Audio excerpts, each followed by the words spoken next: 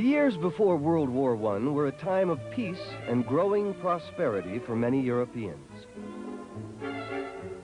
Popular magazines displayed the latest products of an ever-expanding economy. Fascinating items that promised to end drudgery and add excitement to life. Ads urged businessmen to trade in their horse-drawn buggies for motorized trucks. Speed and efficiency were central to this wondrous new age of advanced technology. Europe's wealth rested on two things: its industrial strength and its domination of the rest of the world. This was the golden age of European imperialism. By 1900, European powers owned or controlled most of Africa and Asia, and all or part of every other continent as well. While imperialism was evidence of European strength, it also revealed a basic dependency.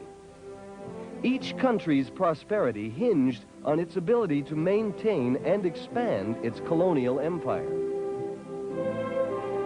This created competition among the various imperialist powers for control of foreign territory. Imperialist rivalry is considered a primary cause of World War I.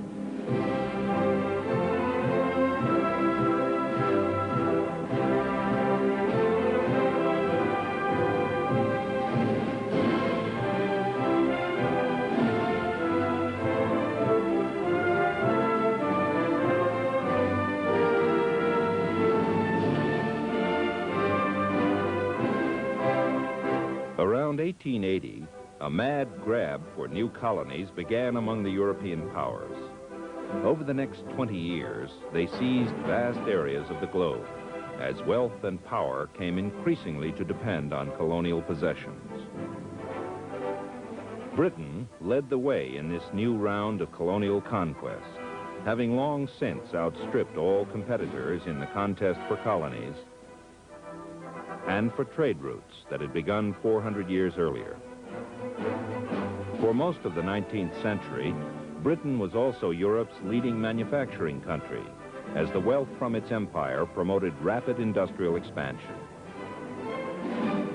This, in turn, created pressure for further colonization, to provide factories with a constant flow of raw materials unavailable at home, secure markets where manufacturers could sell their products, and safe places for them to invest their growing wealth. India helped fulfill these needs. Britain had long been dominant in India through the British East India Company.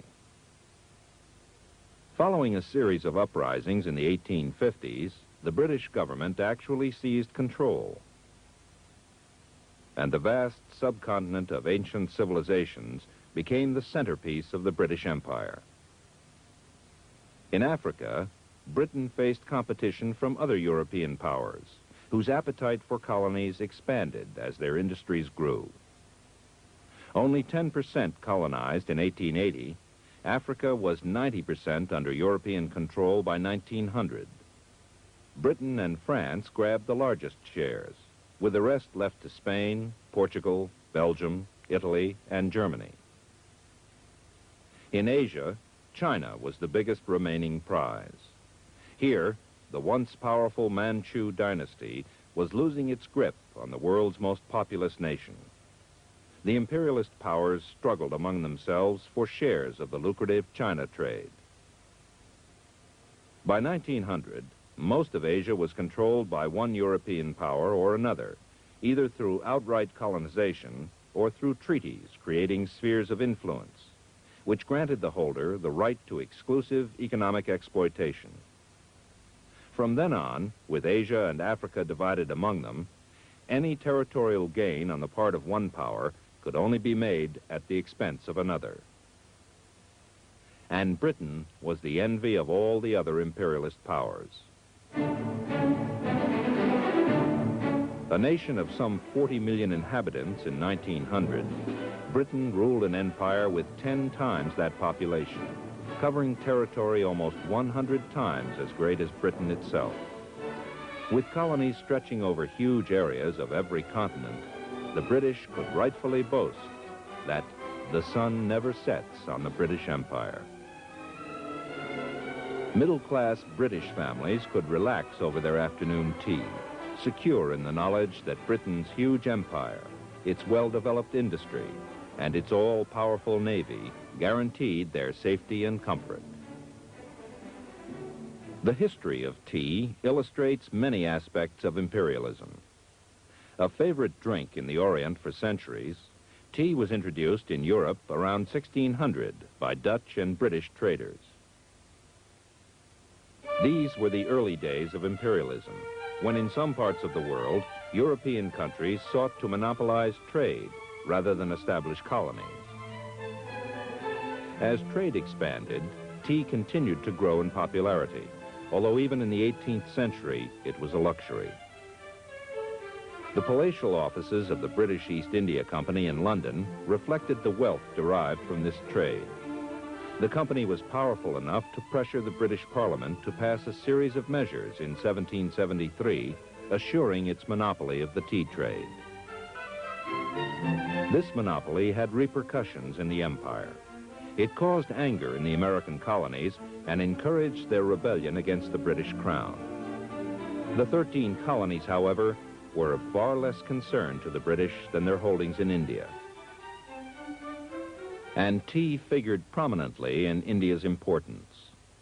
By the late 19th century, after Britain's conquest of India, tea was no longer a luxury. Big tea companies now owned huge plantations in India and Ceylon. Using modern machinery and technology, and with an unlimited supply of cheap labor, tea companies could mass-produce tea and sell it cheaply. For the millions of Britons beginning to appreciate it for the first time, tea was a daily reminder of the higher standard of living that imperialism was providing. Some questioned the morality of a prosperity based on imperialism. Was it right, they asked, that one nation's wealth be based on the exploitation of so many millions around the world? That so much of a poor country's fertile land be set aside to grow products for export? While periodic famines took millions of Indian lives? But most Britons believed imperialism to be both necessary and noble.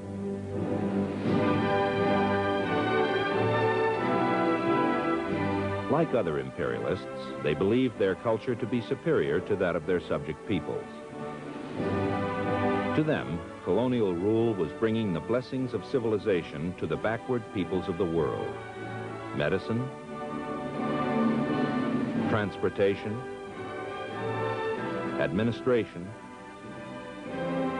and often Christianity. Many saw colonial rule as a mission, a responsibility, what the British poet Rudyard Kipling called the white man's burden.